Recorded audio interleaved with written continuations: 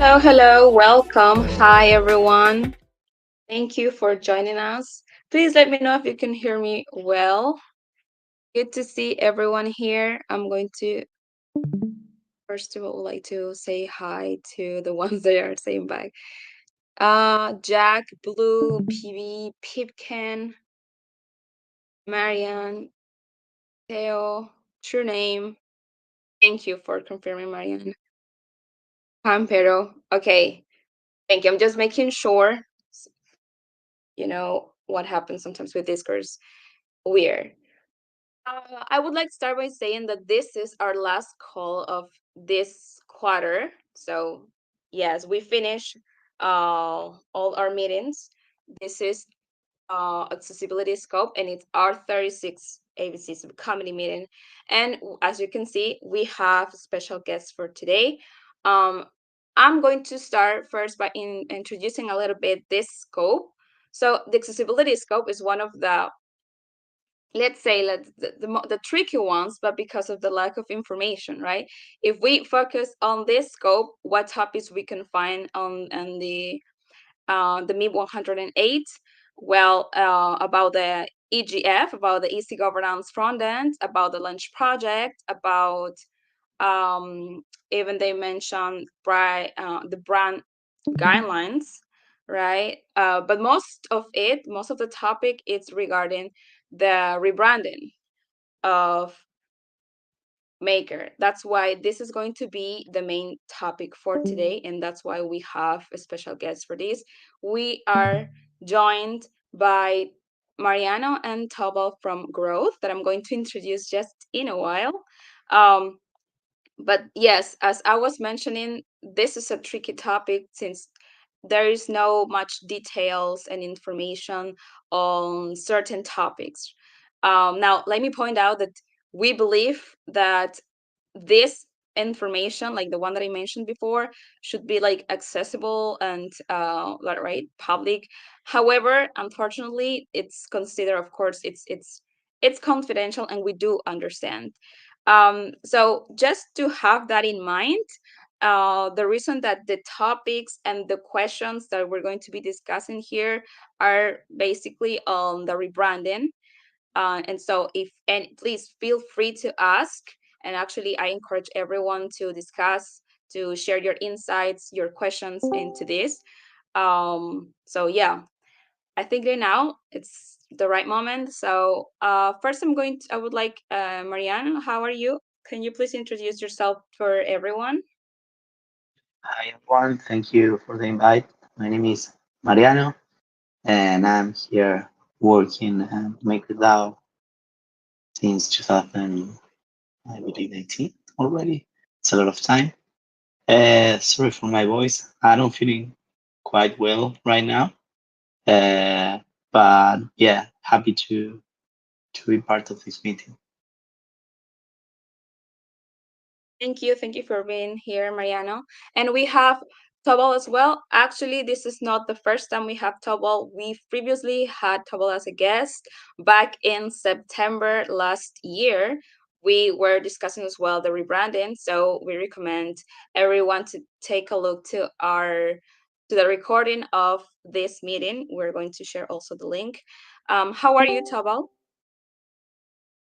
Hey, how's it going? Can you hear me? Yes, all good. Oh, nice. I'm doing great. Yes, thank you very much for inviting me again. I think we can start. Thank you guys for being here again.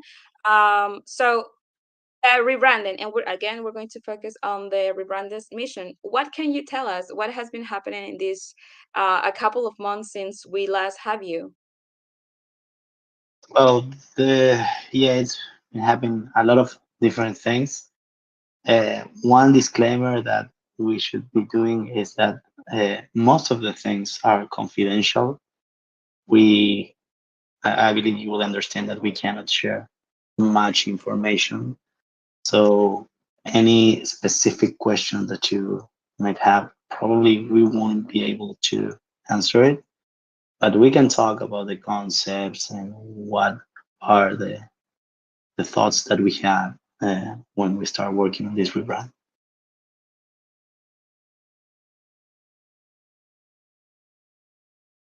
Yes, we do understand. So please tell us what's your thought. How are you feeling with this rebranding? Maybe you can tell us like the most difficult things, or yes, the concepts that probably Yeah, is going it's changing completely. Probably the way you are working. yeah.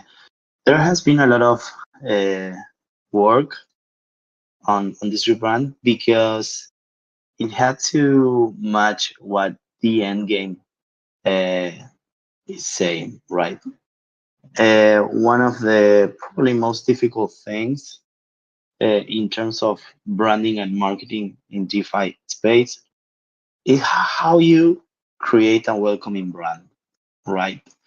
And this is something that we have been seeing a lot in the space.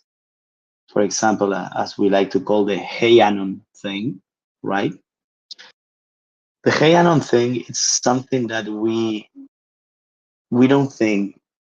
I mean, we don't know if that's the truth, right? If that's the direction of the DeFi ecosystem should take if we want to have massive adoption, right? Probably that Hey Anon thing is too cryptic for the outsider, and all the things that comes with that term, right? All the terms, the never gonna make it, the chronism, the wagme, the whatever, you know what I'm talking about, right? Whatever thing that makes crypto cryptic, that's a mouthful.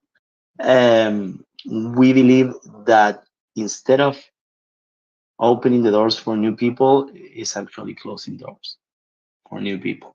Because if you take the time to talk with people that is not in crypto and you ask them, hey, how do you feel about the people that is actually in crypto?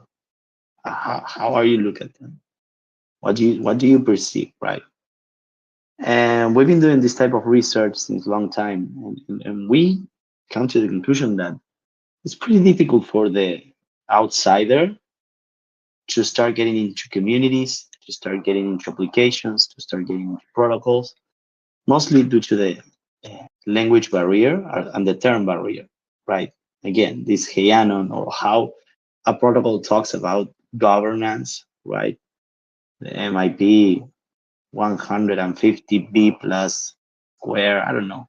There's a bunch of things that we find out are actual blockers, right?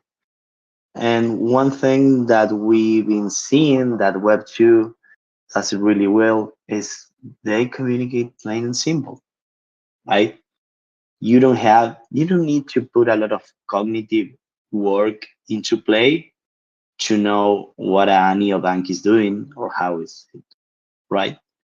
But when it comes to protocol, it's pretty difficult because at the end of the day, it's as I always say, right? It's with crypto you are mixing two of the biggest fear that a person has is the fear of money and the fear of technology, right?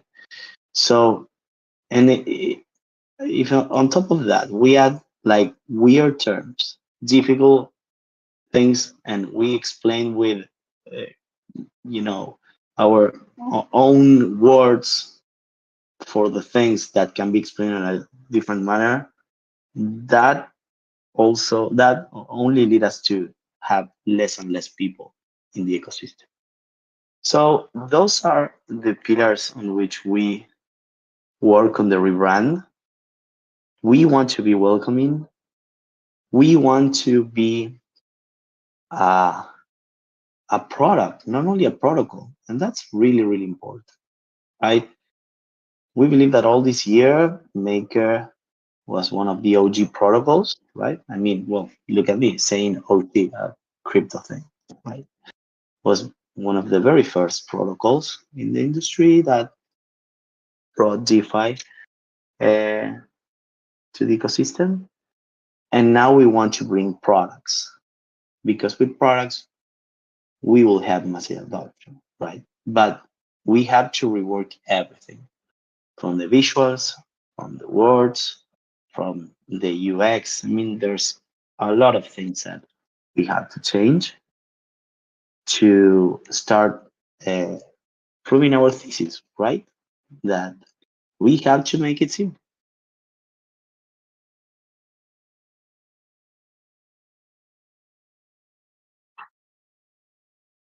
I agree. Yes. I mean, if we talk about how difficult has been for everyone to learn about the ecosystem, probably we have different answers. But I think we can all agree that it's not as easy as it looks like. And it takes I don't know, I wouldn't say weeks, I would say even I wouldn't say even months, I would say years. And that's why I think a lot of people that are involved into Maker, I mean, they've been here for a while now. So yes, I mean, I'm going to ask more questions about what you've said, Mariano, but I have there is a question in the chat. Now, Clock is asking if there is a specific date for the rebranding and if you can share the information. No No, date. And also, it's important to know that when you launch a brand, in terms of marketing and also how to try to get the most, the highest possible impact out of it. You don't want to pre-announce that you are launching a brand on a specific date ahead of the launch, right? You want to have this effect of surprising people and this hype, and also, yes, in order to get this kind of impact that will also take us to the KPIs and also the marketing metrics that we want to reach based on this surprising effect. We are not gonna pre-announce what's the launch of the brand ahead of the launch. I believe that's part of the reasoning behind launching a brand. Probably there will be some updates on the forum in case elements of the brand have to be accepted by maker governance. And when that happens, you will have some sense of, okay, the brand it's going to be launched soon, but in terms of specific dates or specific timelines, uh, that's not something that we are going to disclose ahead of the specific launch, or at least that's the current reasoning behind that, behind launching a brand. I don't know if, well, Maker governance can change that in the future, because everything in Maker can change according to what governance specifies. But the current idea is that if you want to get the highest possible impact.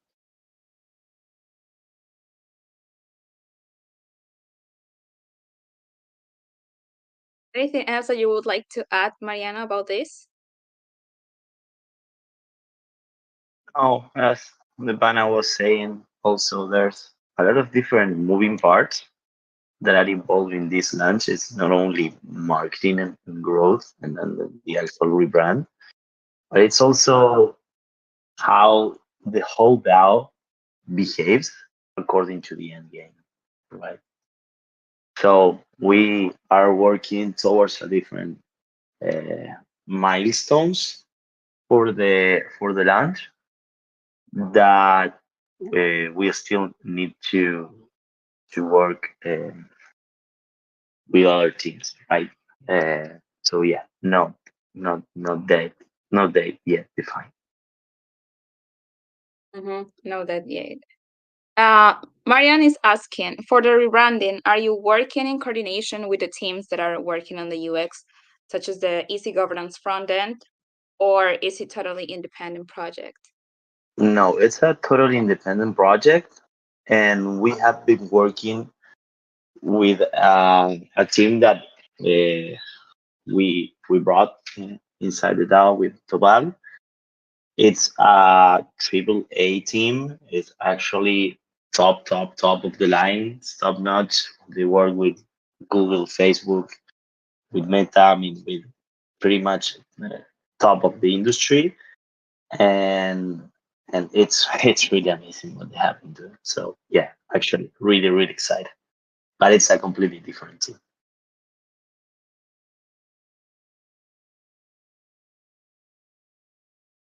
I've seen that you've been kind of like recruiting people also for involved in all of this big project. So can you tell us about this process, about how does it's been like the process of recruiting for this specific part of rebranding a big protocol like Maker?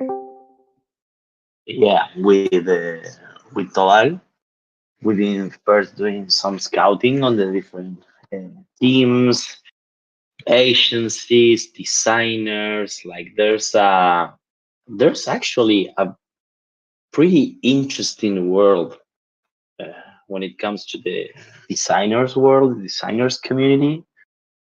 You have like a lot of different things, right? I mean, people that are really good to do one kind of thing, but it's like really awful doing another type of thing, right? And you need to find this right balance in having like the skills, having also the background and experience with big projects, right? But also having this understanding of crypto, right? That was one of the main challenges that we have with Tobal. But luckily, we come across three agencies that they worked in the past with some crypto projects, and we did a kind of a proposal competition between two of them, right? Uh, and it was really good because just when you look when just looking at their proposals, you see that they are playing in another league, right?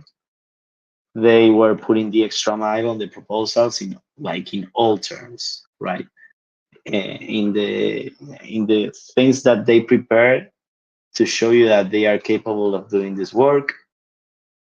On the communication side of things, also, it's really, really important. And this is one of the great surprises that we have with Tubal is finding people that actually meet deadlines, right? And one of the crazy things is that, hey, we will start this project on this day, and we will end this project on this day, and that thing actually happens. Like all the schedules are met. That was amazing, but also that really shows you the the professional standards that these people have. So I was amazed, and it was like amazing to work with them. So we could say that top people are behind the rebranding. I mean, not only the ones that we know, but also the ones that you have recruit, right? Yeah, yeah, absolutely, absolutely. And also one of the cool things is that I mean, they already had some crypto experience, but now since they have been working with us, they are like finding a new world in which a lot of things can be done in terms of UX and design, right, and marketing. So they also kind of were crypto pilled at some point. That's the way to get more involved into this ecosystem. Well done. There are a lot of questions in the chat, so I'm going to read them. This is from Jack. They're asking, what can we expect the new name to be simple and not requiring crypto knowledge to understand? Seeing that's how you've been approaching it, or were you talking more about messaging and marketing? Anna, if you want Yes, to answer that. yes, based on what Mariano said, every part of the new brand is meant to be low cognitive and be really straightforward with the value proposition we want to deliver to the current and new users, so that we can get closer to this massive adoption that we are looking for with the new maker. So yes, uh, including the name, which is one of the most relevant parts of a new brand. And beyond the name, there are probably thousands of other elements. We want them to be together in a simple, low cognitive structure so that we can deliver the highest impact possible. And also adding to that, and this is probably the most important thing, right? It's that a brand or even a new name, right, doesn't tell you anything or doesn't impact you until it creates its own story, right? So that is why also we need you to stick with the rebranding, stick with Maker after the rebrand to start seeing where we are heading to, right? And you will start to understand what is this story of the new brand, what is what we want to create here, right? That is how you, at the end of the day, you will get like the whole thing, right?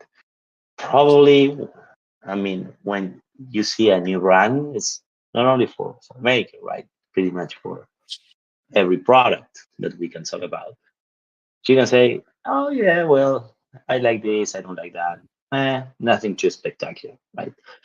But that happens because it doesn't have the substance, because the substance comes with time. Once you start to understand that there is a relationship between messaging, between product, between benefits, you will start to get the whole thing, right? And this is the thing that will happen here. You will first see a name, you will see visuals, and then you will see messaging. Then you will see product. Then you will see community, right? And that is when the rebranding start to have its effect, right? It's more like a movie effect instead of a photo effect. So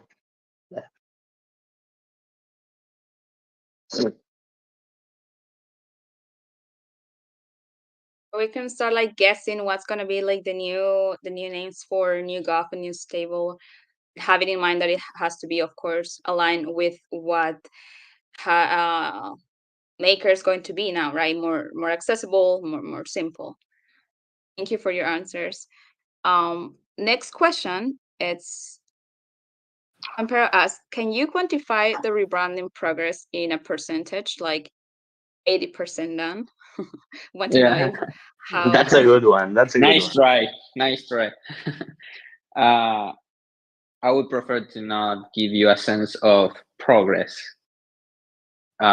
given this nature come on, of guys. surprising effect. And yes, it's because we have a mandate with MakerDAO, and we want to make sure that our metrics, KPIs, and our results are gonna be met by our team. And we really treat the information about the brand very carefully and with very confidential rules that we have to follow so that we can get the most out of it. But make sure that we're gonna deliver something really cool. It will be more fun for you guys than for us. And also, uh, I think I think that I like that it's different. To be Yeah. honest, it's different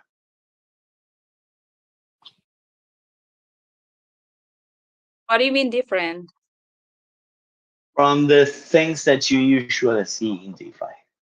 Yeah. Okay, I think you're talking about gamification. No. What? Uh, No, it's mostly related to the visuals. I mean, when you what you expect out of a financial or technology product, well, this is different. Okay, okay, thank you. Uh, can you please tell us about, can you give us more details on the KPIs that you mentioned? We're, yes, KPI oriented. Uh, the most important single KPI is related to the dye supply, as it's always been. And from that single KPI, you have a breakdown of other KPIs by areas, so that we will make sure to meet KPIs related to user acquisition, volume, total value logged, uh, all these standard elements that describe the success of a financial product beyond being only crypto. Like if you think of these crypto related KPIs such as total value log, volume, and that kind of stuff, they are like a crypto version of the same KPIs that we that other financial centralized products use, such as assets under management, assets under custody, active users, and so on.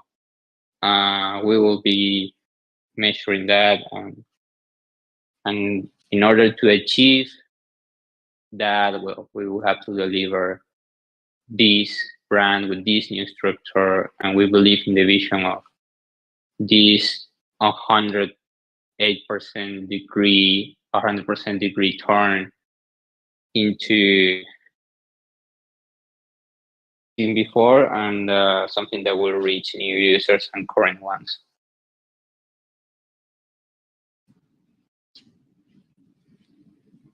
I think that the purpose of this is like us getting really hyped, and I think you're really having that result because yeah, the more you, we want to know even more now.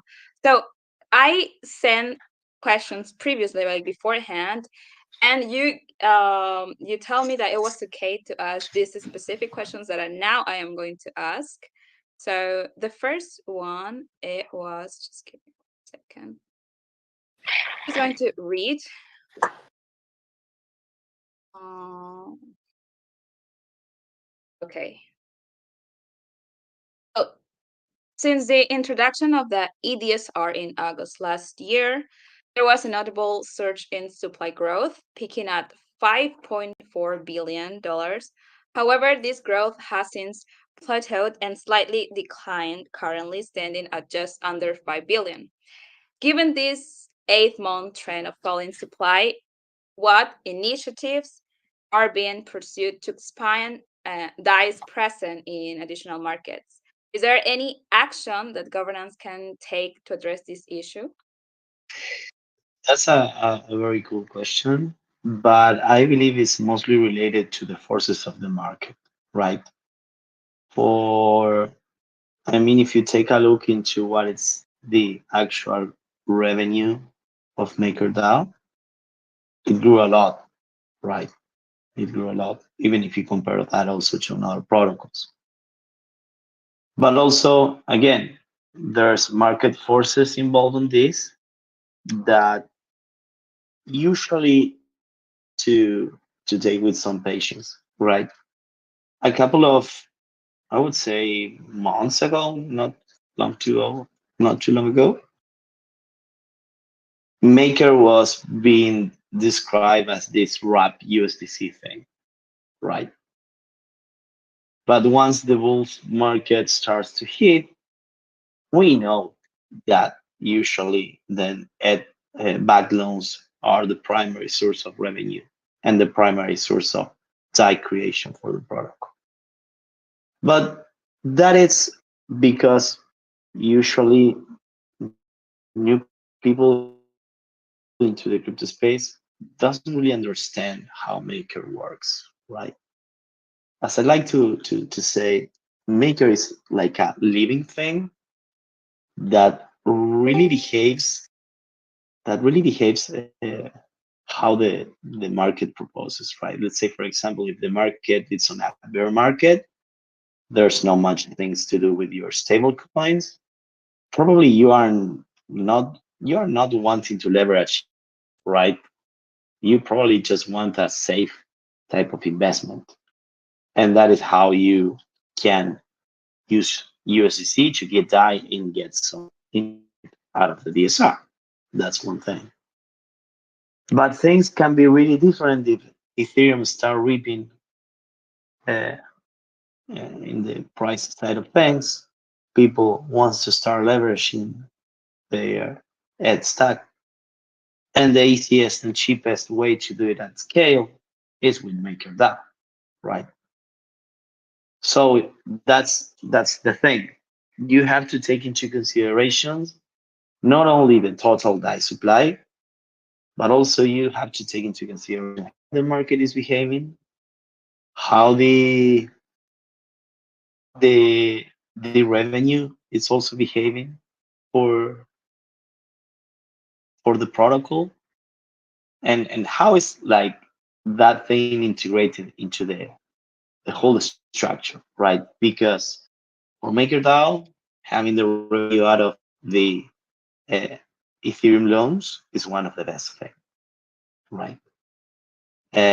So yeah, probably from a governance perspective, I don't know what can be done like right now to start growing the DAI supply. I believe the DAI supply finds like its natural circulating supply according to the total size of the market, right? Uh, and also you have to take into consideration other players, right? Like for example, this new thing, Ethena. I believe that again, the stablecoin, the stablecoin market, it's a pretty dynamic one in which you have new players like every year, and every time that you have a new player, like the total hierarchy of stablecoins, except for Tether and at some point for USDC, gets mixed, right? Gets like reordered. Uh, and since MakerDAO has this living thing behavior, sometimes tends to have a lot of supply, sometimes tends to have less supply. But, and this is one of the coolest thing, I believe, it always makes money and it's pretty resilient, right? So yeah, I have a view that Maker needs to adapt to changes instead of having like a extremely huge circulating supply number of that. This is also like this mindset or this insight that you just mentioned about that maker needs to adapt more. It's also regarding this like the all-time high that just happened. And what is your like what do you believe how maker behaves with the latest all-time high? When you have ramping prices, people wants to leverage Ethereum. And the best way to actually do that at scale is with MakerDAO because you can go to Aave or whatever lending protocol except Spark because Spark being connected to Maker owns the liquidity, right? If you go to any lending protocol and you want to leverage your Ethereum, you are capped by the total amount of stablecoins that are deposited in the protocol, right? And as long and as soon you are depleting the protocol out of those stablecoins, you are start getting higher interest rates, right, on your loan. And that things that really doesn't happen on Maker, right? You can, if you have, I don't know, $1 billion in Ethereum, you can deposit that and have a, let's call it quote unquote fixed rate until a new governance vote came in. Uh, and for the ecosystem, that is a pretty cool thing, you know. It's not like Aave or Compound or whatever those type of protocols are, because with Maker you have cheap liquidity at scale. So that is the like one of the roots of this uh, market behavior that Maker as a protocol has, and I believe it's really cool. Thank you. Now the next question, it's Also regarding a little bit about the context that we've seen in the market, and so and also regarding the layer twos. So despite the significant growth of TBL and particles in rollups, Maker still lacks a presence in L2. So can you tell us your insights of why this is happening? Why is this the case? And if we can like anticipate any developments um, by this year or next year? This is more like a product related thing rather than our area of expertise, I believe. But um, based on also what Marian said, Maker is the top choice product to leverage for ETH or stake ETH or high liquid asset, volatile asset, whatever, at scale. And the reason why people value that is because these people that are the targeted user for Maker, they have really big bags. They want to deploy assets at scale. And these people value mainly two things: the fact that they can have predictability at scale, and by at scale, I'm talking about hundreds of millions of dollars. For example, if you go to maker.bloganalytica.com, you can see how much liquidity is in the Maker vaults, and you can see that top Maker vault, for example, it is something like 300 million deposited in stake ETH or something like that. If you go to Spark, it's the same. So they are very few people with big bags. And these people, beyond the predictability on the rates, they value security. The most secure place to deploy such liquidity is Ethereum. There's nothing else that's more secure than Ethereum right now. And the difference in security between layer 2s and Ethereum is still very far. Maker has developed a lot of research towards figuring out what's the best way to deploy the main product of Maker in L2s without compromising the level of security that it has right now. There were some progress made in Maker Wormhole, for example. Later it was renamed to Maker Teleport. And yes, I believe that's the primary fact that we had to consider when asking why isn't Maker in L2s. The endgame plan outlines a way to deploy in L2s, if I'm not wrong, uh, based on the primary, I would say, out of Ethereum structure that we as Maker or Maker can put in place, which is the Maker chain thing. And once that thing is deployed, I believe that it will be much easier for Maker to understand what's the best path to deploy in L2s. But yes, I'm just probably giving you more information to ask more questions. But I just want to touch base on the rationale and also on the elements that we have to take into consideration when asking why isn't Maker in L2s. It's not as easy as let's deploy in an L2 and that's it. And let's get more, I would say, low income or low income users, for example. Also, It's a matter let of me yeah, security. let me add something to that panel.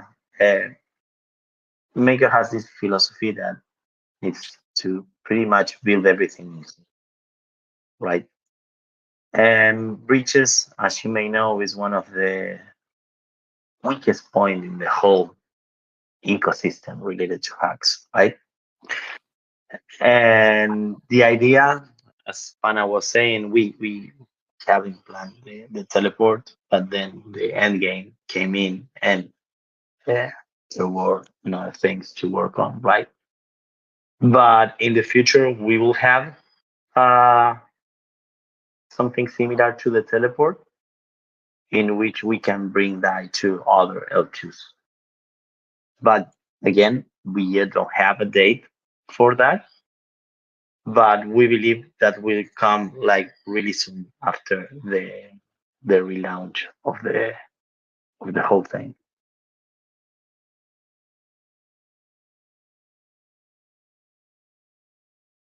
Thank you, guys. I just want to give some context for everyone. So Hana means in Spanish, friend. That's Good context. that's Yeah, sorry. yeah, yeah. We are the panas. Mariana says you tell each other panas. Good. Okay. Now the last question is regarding ABCs.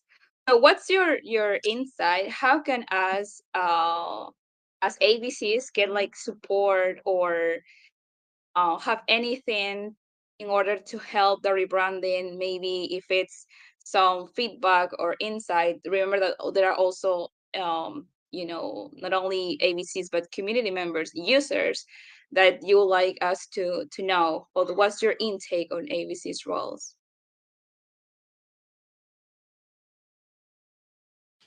I like to see ABCs as the next generation of political parties.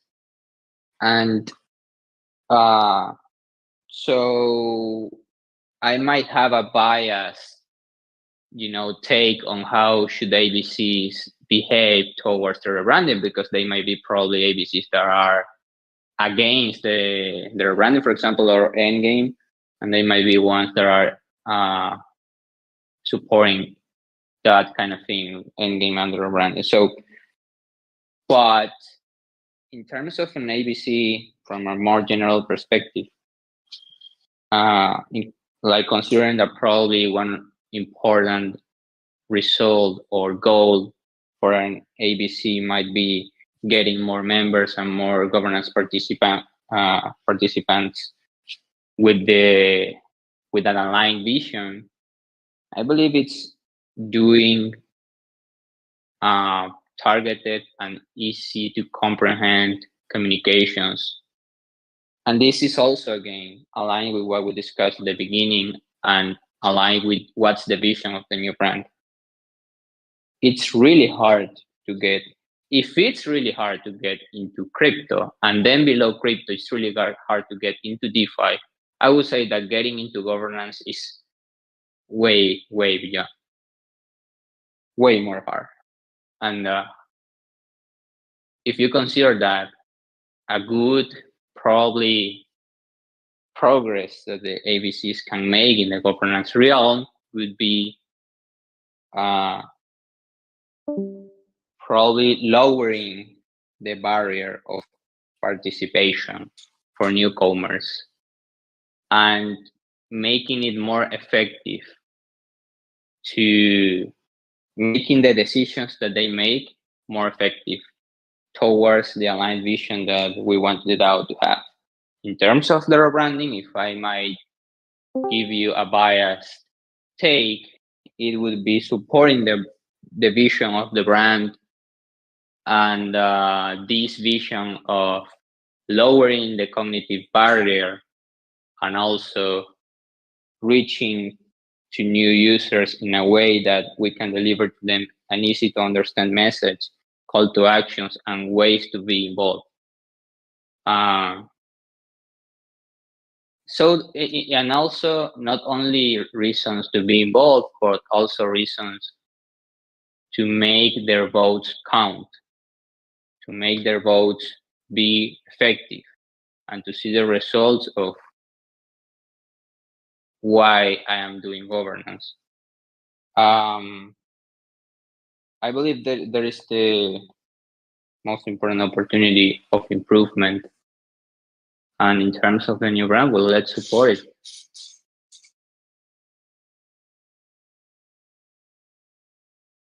Thank you, Tobal. And I was missing a question, so thank you so much, Pipkin, from bringing it up again. It's what happens if the new brand plan is unveiled and governance doesn't like it? Would that break the timeline to launch, or will there be a choice in either one will be ready to go? I think you, Tobal, mentioned that it all depends also what governance is. So, what's your take Yes, on this question? I'm not really sure what's the direction governance is gonna take in this case, but I can give you my perception of what would be a good path to follow. It is probably something similar to what we do right now with the parameter changes, where an specified designed ecosystem actor has control over what the parameters are, what the new parameters should be for Maker.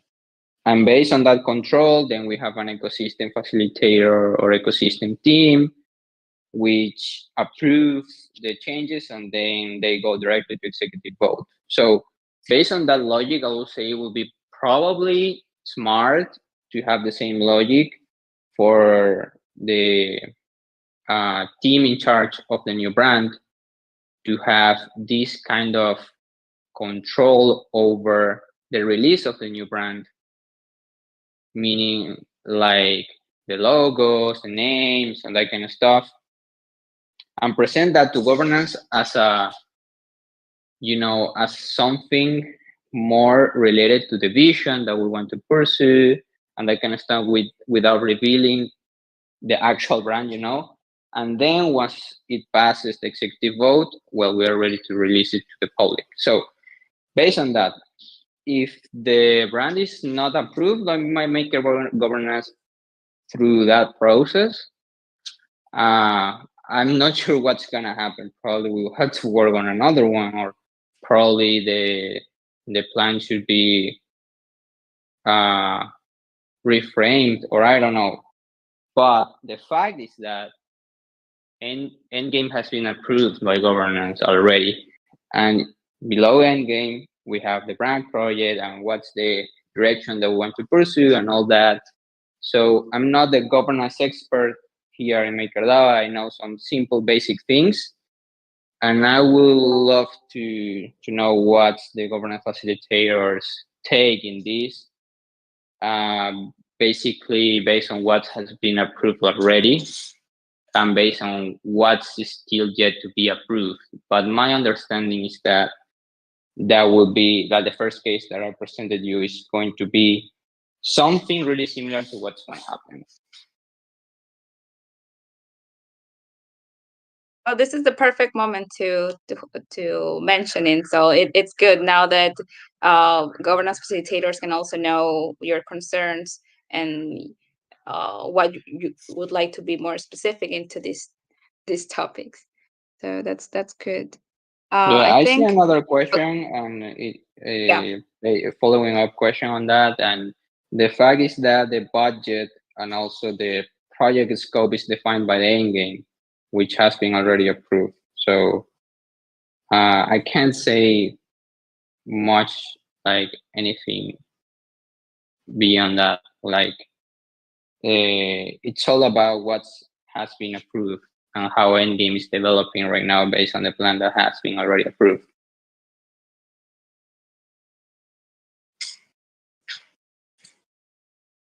So this is regarding Pipkin's following up comment about you're making the brand for the main product of Maker without any input or even much of an update, because it seems like you should get some feedback before spending all the time and budget available. I'm Yeah, sure it will be good, but we need to know what we do if it's bad. What if the name is awful and that means everything else has to change, for yeah. example? Well, I understand your point, and that's a fair point.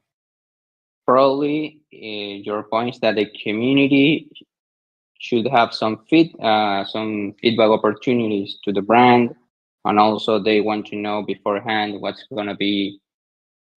the brand gonna look like. I understand your point. Probably this is a fair point, but those facts are not defined in the MIPS. They are not defined in the end game, and that's probably something that the governance facilitators or the community by itself should work on it. Like you can go to the forum and propose that to be added to the MIP probably, and then governance will vote on that. Like I can't tell you what the process for that's gonna look like right now. I can only tell you what are the things that are defined under endgame, considering that endgame has been approved. And what has been defined is that we're gonna do a new brand, and there is budget allocated to that, and we're working on that. Like we're doing our job.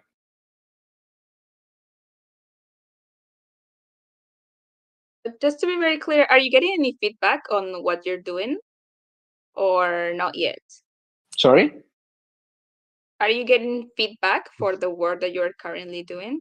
Yes, yes, we are getting feedback for different experts, and as Kowal said, it's pretty much being treated as, for example, a risk adjustment parameter, right? It's pretty weird to see someone saying, "Hey, Monet Supply or Block Analytica, I don't really like your rates." That's weird. I haven't seen that. I have seen discussions about different type of rates for assets and so on, but I believe this rebrand will be treated as such. Okay, good to know that you're having experts that are giving, you're receiving feedback from. There is another question, and I see also Pipkin is typing, but this is a question from Marianne, and this was regarding what we were, the question that was regarding to layer twos. Can you imagine subDAOs making this development in the layer two and other LL1s, just like Spark is doing now, and expanding Maker to other chains? Yes, absolutely. I'm seeing that. Yeah, and if you ask me, I believe they should be doing that. Yeah, even and even for non-EVM chains, if you ask me. Oh, okay. Would you like to elaborate more on that, or you're just going to? No, no, it's just an opinion. I mean, I always push for Maker to work on products, not just protocols, right? I believe that Maker should have its own staking services. I believe that Maker should have its own DEX, its own perps and future exchange, pretty much its own everything. We can do that. And I keep saying this, crypto is not collab. Crypto is adversarial at the end of the day. And we are seeing that in other big products, cheating on Maker too, right? So we have the capacity, we have the products, we have the right people. It's just a matter of decision of the community to start getting into other places, right? That is why I say non-EVM chain. Also, it's pretty interesting, right? I mean, the EVM, the Ethereum virtual machine, due to its nature, can bring some type of product. Another type of virtual machine that is not based on Ethereum virtual machine, let's call it, for example, I don't know, Solana, Cosmos, whatever the other chain is, can bring another type of primitives due to its technology, right? And I'm all for that. I mean, I would love to see Maker on those chains too, right? But I know that is a, a difficult discussion to have, and it requires a lot of work. But it's just my opinion. That's perfect. Thank you. Thank you for sharing your insight into this. Okay, I see no more questions. Please, if you have any other questions, this is your moment. Otherwise, I before I ask you to say goodbye, I would like to ask you about what has been the most challenging so far about all this process. Building a new brand is really fucking hard. You have so many elements to consider, and it's been a wild ride. Probably what's more challenging about that is the fact that you don't know what's the risk, like what's the impact of a brand once you launch it, until you launch it actually. But you are only working with a lot of hypotheses based considerations. And then based on that, you have different opinions from different people and you start discussing what's the best approach. But as Mariana said, we have been working with the best in class teams in building brands and have been receiving feedback from experts in the field, people that have been working with the top brands in technology around the world and how they have launched and built and also worked with successful brands. So we have some sense of what success is going to be and how to get there.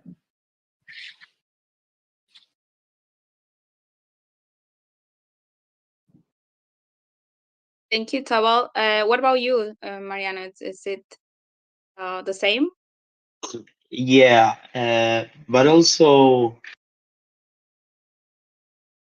it's how you can extract away all the things that are related to crypto that are so deeply rooted in us to bring something new, right? It's like, I don't know if I can ask to you, hey, can you come up with a new color? It's pretty damn difficult, right? Uh, and that's the thing here. It's like a very hard work to abstract away these difficult things, but the the nice thing about it is that pushes you to think about things in a different manner, about money, about the products, about maker, about dye, about integrations even, right? I mean, this whole revolution with account abstraction also is pretty damn interesting, right? So it's not only like the brand as you see it in terms of visuals, but it's how you experience that brand through their products. That thing, it was like a really an eye-opening work for me. Got it. Thank you, guys. I don't know if there's anything else that you would like to share that you haven't mentioned and you would like us to know. Please, this is the moment. And if not, just I'm gonna give you a couple of minutes to say goodbye. No, Thank no, you guys for the work thank you. you're doing. Yeah, pretty amazing. Well, thank you for joining us, and thank you for everyone for your insights, your questions.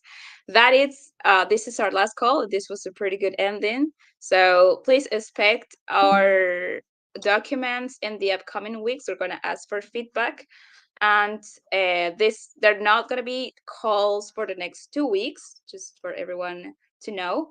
And that's all. So thank you for your time and attention. Bye bye. Again, Thank thank you, you. Bye Tawal and Bye bye. Mariana.